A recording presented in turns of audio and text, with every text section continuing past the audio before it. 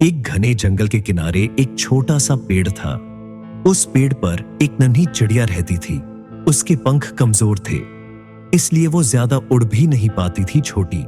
इस वजह से दूसरे पंछी अक्सर उसका मजाक उड़ाते और कहते कि तू कभी ऊंचा नहीं उड़ पाएगी, तू बस डाल से डाल तक ही रह जाएगी। चिड़िया चुप रहती, लेकिन उसका दिल सपनों से भरा था। वह देखती कि कैसे बाज और तोते आसमान में ऊंचाई तक जाते हैं। वह सोचती कि एक दिन मैं भी ऊंचा उड़ूंगी, चाहे पूरी दुनिया कहे कि मैं नहीं कर सकती। हर सुबह वह उड़ान का अभ्यास करती। शुरू में वह कुछ ही कदम हवा में टिक पाती और फिर गिर जाती। उसके पंखों में दर्द होता, कभी घुटनों में चोट लगती, पर उसने हार मानना नहीं सीखा।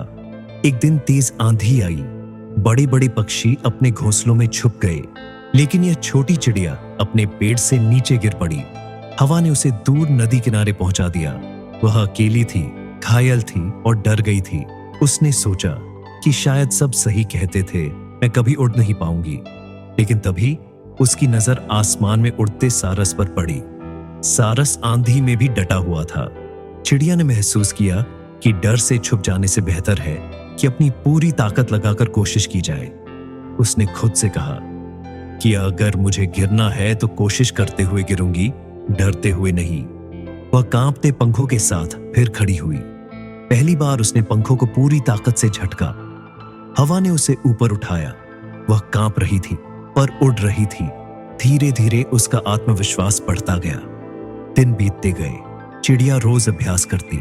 उसकी छोटी उड़ानें अब लंबी होने लगी।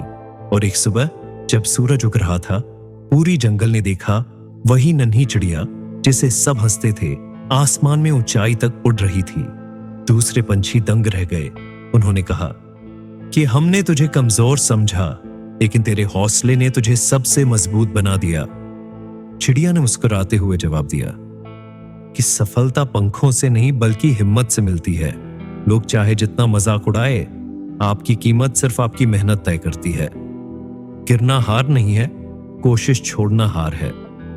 और कोई भी इंसान चाहे कितना भी छोटा क्यों न लगे, अपने हौसलों से बड़ा बन सकता है।